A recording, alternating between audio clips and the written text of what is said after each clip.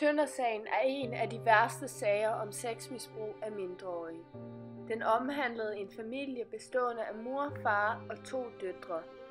Den 47-årige mand blev dømt for gentagne seksuelle overgreb på sin 10-årige datter, for at lade andre mænd misbruge hende og for at forgribe sig på pigens 3 år yngre søstre. Faren tilstod alle anklager, og straffen var 10 års fængsel.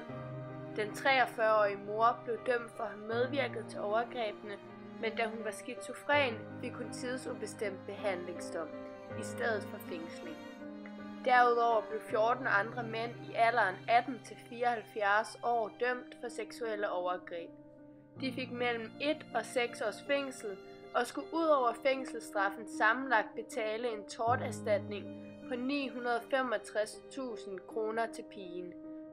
Sagen blev opdaget, da en mand, der var sendt ud til pigen, opdagede, at hun var mindreårig og derfor anmeldte det.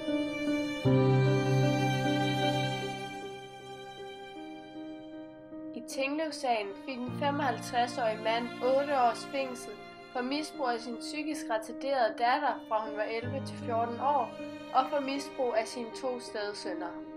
Han erkendte sig delvis skyldig i overgrebene, men forklarede det med, at datteren nærmest tiggede ham om sex. Moren erkendte sig også skyldig i både samleje med datteren og hendes 2 sønner. Dog blev hun erklæret psykisk syg, og dommen var derfor tidsubestemt behandlingsdom.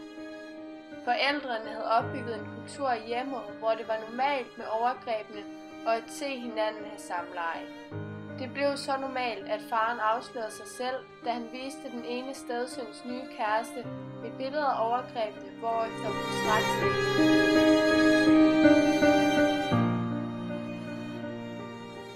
Brønderslev-sagen er nok den mest medieomtalte sag om nomadefamilier gennem tiden. Her blev en 41-årig mand idømt 11 års fængsel for misbrug, voldtægt, vanrøgt og grov vold af familiens i alt 10 sammenbragte børn. Børnene blev blandt andet udsat for tæsk og voldtægt.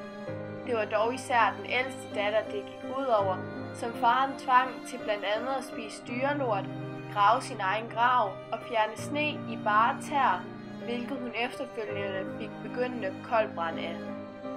Moren fra familien fik også 4 års fængsel for grov vold, ulovlig tvang, langvarig frihedsberøvelse og vanrøgt. Sagen blev opdaget, fordi den ældste datter flygtede og meldte forældrene til politiet.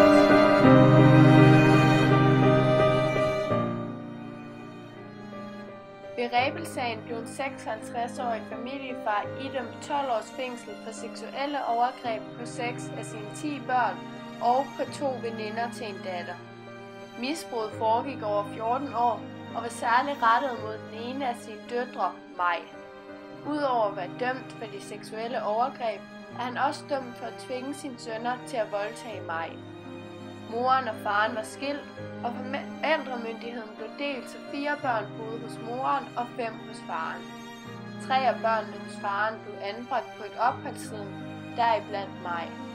Hun kom i plejefamilie, og efter et års tid fortalte hun plejemoren om overgrebene, og